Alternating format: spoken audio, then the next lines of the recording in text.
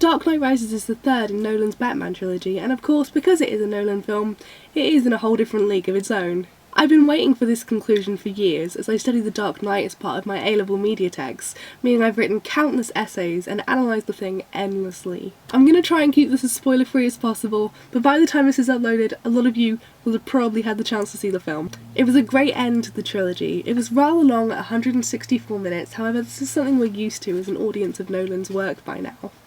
The Dark Trilogy has changed the world of cinema, using innovative technology such as IMAX cameras for the action scenes, of which there's only 6 in the world. They also use insanely detailed viral marketing campaigns, which are really interesting to research. Nolan collaborates with the same set of actors and composer as he did with the groundbreaking film Inception. These films use the typical genre conventions of car chases and explosions, the essential ingredients for any big Hollywood action film. However, Nolan's gritty realism style sets his work aside from any other big Hollywood director of today. So let's talk about what went well.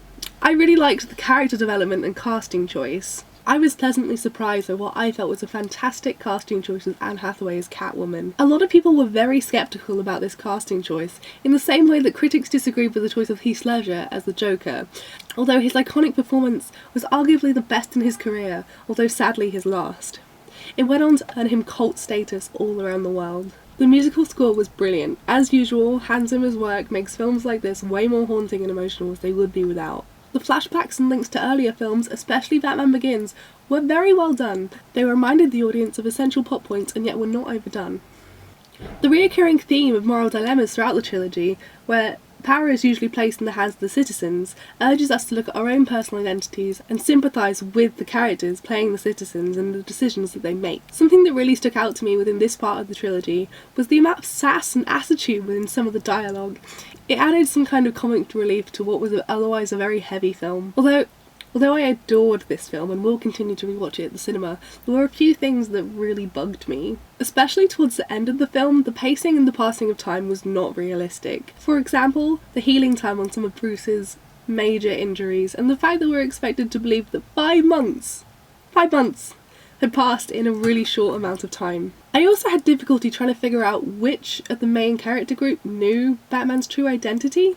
This is something I really had to focus on within my second rewatch, and even then it wasn't exactly clear. It was hard to believe that Commissioner Gordon didn't make the link with Batman's and Bruce Wayne's very well-timed return to society after almost a decade of inactivity. I had a huge problem with how the film represented the villains and their attempt to override the ruling class of Gotham and return the power to the people. This is somewhat reminiscent of how the media represented the activists within the Occupy movement, showing them as passive puppets, and in this film, even murderers. I can't help but feel the 1% ideology has been forced on us in this part of the film. There was a few other rather irritating and somewhat laughable points, such as the really obvious pointing out of important plot points. At one point, Blake actually turns to another character and says, "Here's the important part." I feel like we're spoon-fed some parts of the narrative, whereas other parts are left really enigmatic and rather confusing. But then again, who doesn't go to see a Nolan film and doesn't expect a bit of messing with the head? There was also a really obvious spelling error, which I can't believe made it into the final cut. Not to mention Batman's kind of ridiculous voice. I imagine they try and tone this down throughout the trilogy, however it doesn't appear that the continuity officers have been doing the best job, because I did notice a few really obvious errors throughout the film. Overall, I loved the film. I love the trilogy, and of course I love Christopher Nolan. I find these films a refreshing and different approach to cinema within the huge industry that is today's Hollywood. No film goes without critique, and this was an excellent conclusion to the trilogy, but I think The Dark Knight will continue to be my favourite. So have you guys seen it, and what did you think? I definitely recommend going to see it. I'm a huge fan of Nolan's work.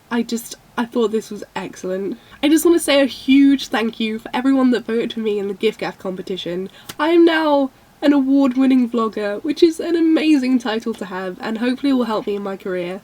So thank you so much, and I will see you next time.